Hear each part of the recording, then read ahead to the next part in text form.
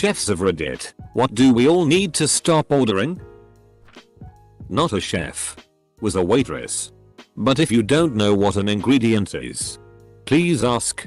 Especially if you have dietary requirements. I got screamed at by a vegetarian couple because I made them eat meat for the first time in 15 years.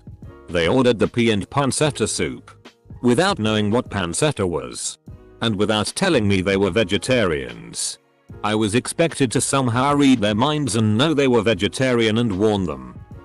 Something tells me they have unknowingly eaten animal products a lot of times if they didn't know pancetta was. I'm vegetarian and try to be fastidious about it and still get caught out by drinks sometimes. This is highly dependent on the quality of the restaurant. But a good rule of thumb is not to order stuff that is out of character with the rest of the menu.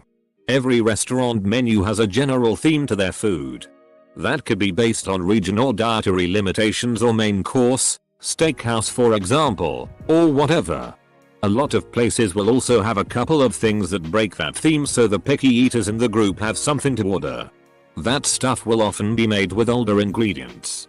And by people who aren't used to making it since it comes up so rarely in a night. I work in fine dining so no horror stories of rancid food. However, if you are gluten free, as I am myself, accept that some items are not an option. Constantly I see servers coming back to ask if calamari can be done gluten free. No. The breading is flour. They said it doesn't matter, just don't bread it.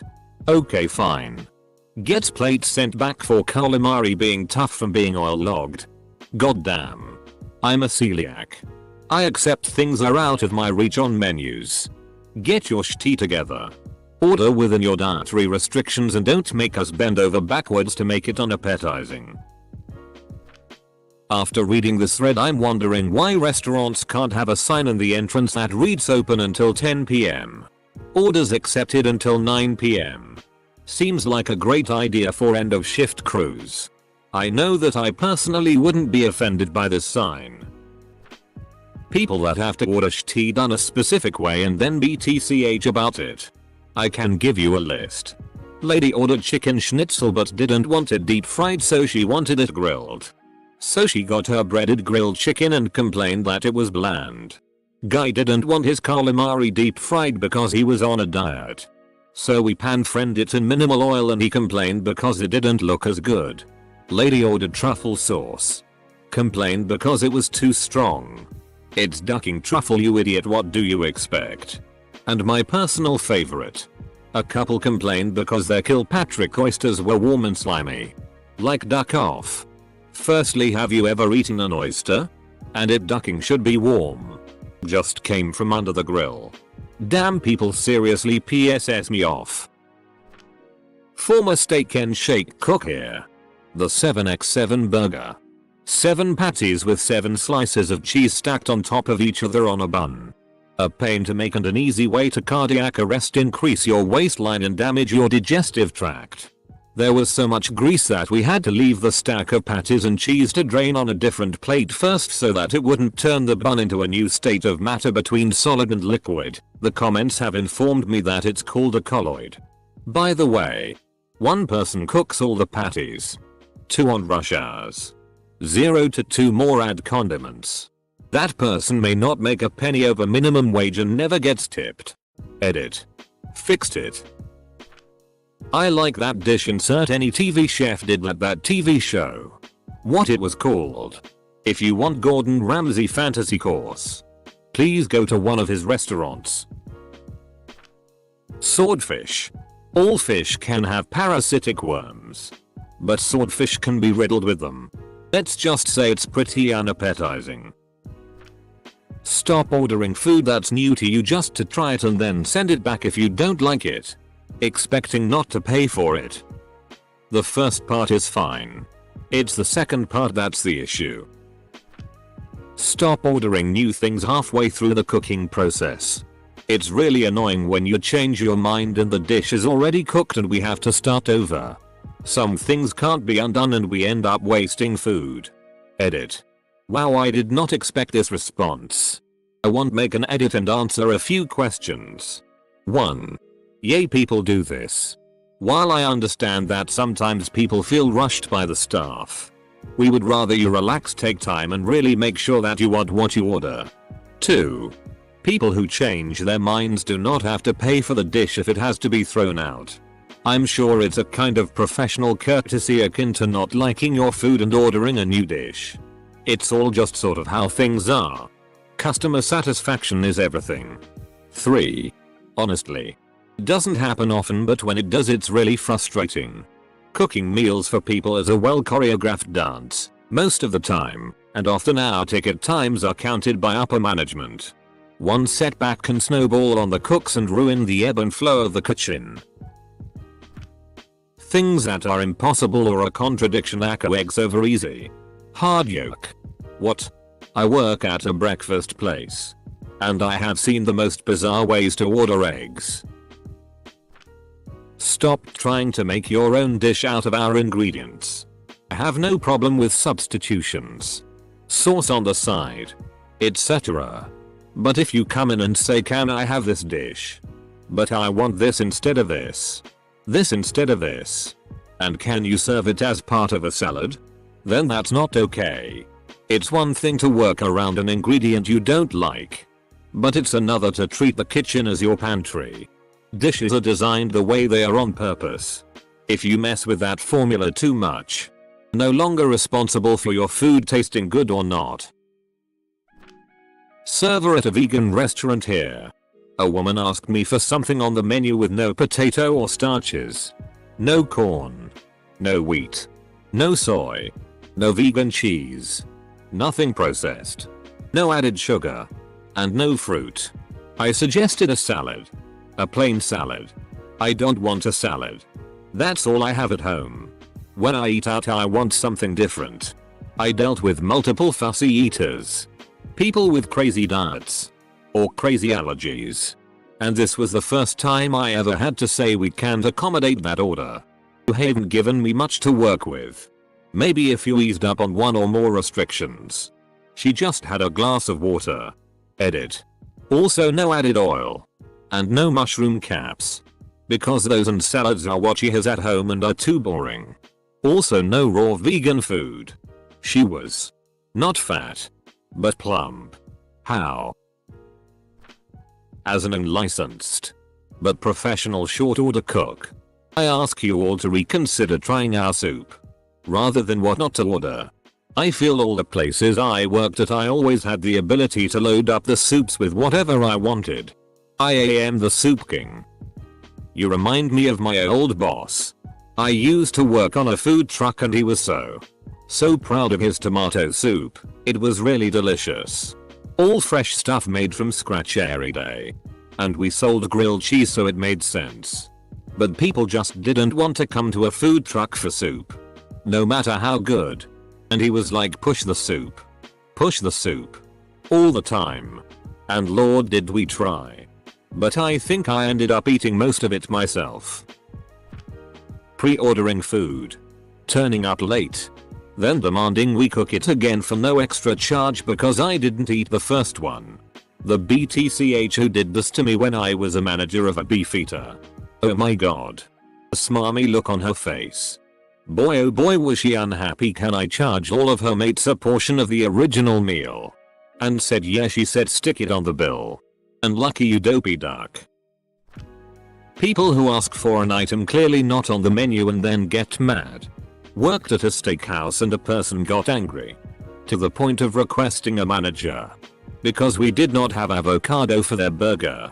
My response to the entire fiasco, I was on Expo at the time, was if they want to pay an upcharge of $20 I will send a cook to the store to buy one. They never got the avocado. Reading about chefs complaining about people trying to modify the food is really interesting. Being British, I've probably gone as far as asking for one topping to be swapped out for another on a pizza, but that's about it. It wouldn't occur to me to try to change the whole meal. I mean, why even eat out? Order whatever you like. Stop telling the waitstaff your sensitivity or preference is an allergy. There is a whole giant cleaning and safety operation that takes place when we get an allergy.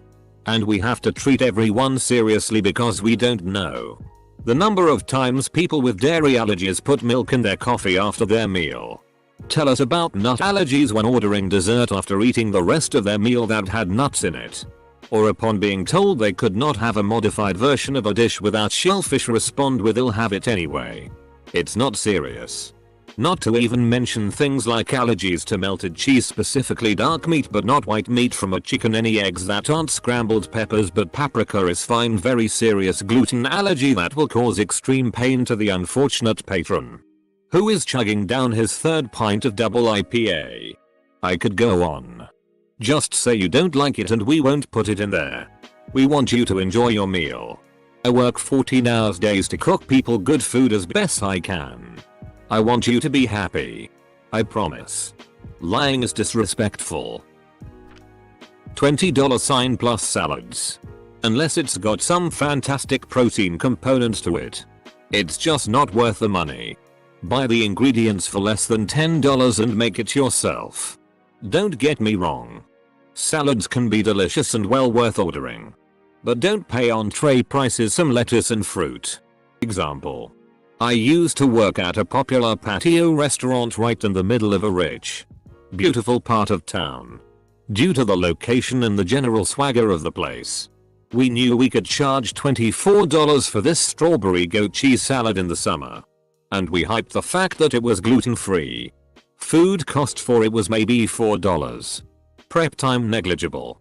Execution time, 1 minute. So the margin on these things was just insane. I swear. Every time summer rolled around, we made more money from girls in their early 20s ordering that salad than we made on booze. Oh. And don't forget to add 5 ounces of chicken for $9. Anything not on the menu.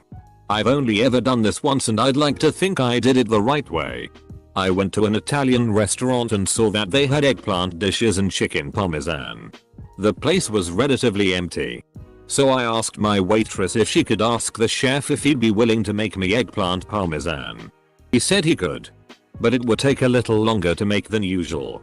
I said that was perfectly fine since I knew making that dish from scratch is kind of a hassle. To this day, that was the best eggplant parmesan I've ever had at a restaurant. The McRib from McDonald's. I had a friend that worked there. And when I asked him what never to order, he told me that most of the food there isn't actually that gross from a sanitary perspective except the McRib. Because of the sauce. Apparently it's very common for a fly to land in the sauce and get stuck. The flies blend in with the color of the sauce, so sometimes they don't notice when serving it. Anything that isn't grilled steak or chicken at Applebee's. Almost all the appetizers come pre-bagged and the prices are that of a sit-down restaurant. Luxury prices for fast food quality. Former Arby's guy here. As far as fast food goes, Arby's is relatively safe. That said, if you look closely, a lot of the chicken sandwiches, cordon bleu, are like 600 calories. And are loaded with salt. Mostly in the dressings. Plus, chicken has to be fried whereas everything else is pre-prepared. So if you're in a hurry, it's best to avoid those. Same goes for fish when that time of year rolls around. Those are a BTCH to make during rushes as well. Because everything gets held up if there's none ready to go. Also, the chicken gives me the shits. But I think that's just a me problem. Swordfish. It's lousy with parasites.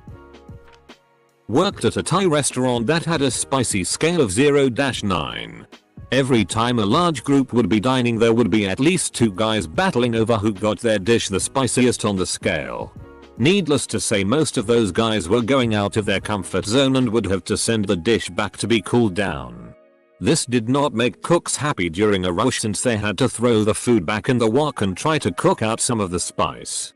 It's hard to take spice away, but it can always be added after the dish is cooked. Not a chef, but worked at a smoothie shop. Somebody insisted her smoothie have no sugar. Not no added sugar. No added sugar is very simple to accommodate when working with plain fruit. You just blend up the plain fruit. No. She wanted no sugar. As in, We were supposed to have sugar-free fruit.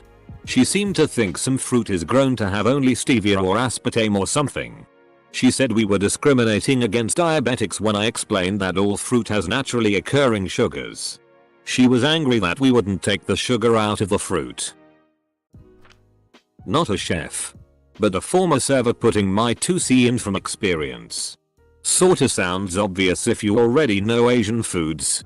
But if you're going to an Asian restaurant, learn to distinguish between Asian cultural cuisines beforehand. For example, don't ask a Korean server if they can come up with kung pao chicken or pad thai, and especially nothing Japanese unless you enjoy the taste of Korean spit in your food. 10 minutes before closing. Anytime I tried to do that, the wait staff always just said kitchen is closed. We can't cook after 30 minutes to close. Edit. I think this was more in reference to them taking new orders, rather than ceasing to cook altogether. Stop ordering dishes that aren't promoted as being gluten-free in the first place. If you actually aren't gluten intolerant, the dishes that are marked as gluten-free are prepared so that absolutely no contamination will occur. If a dish is not gluten-free and you ask for it to be, it will halt all production in the kitchen until your dish is done. And sometimes you won't get the exact dish because of prep work on ingredients, which might involve being in contact with gluten. Formers up. Employee here. The brownies come in a giant pan already baked and everything.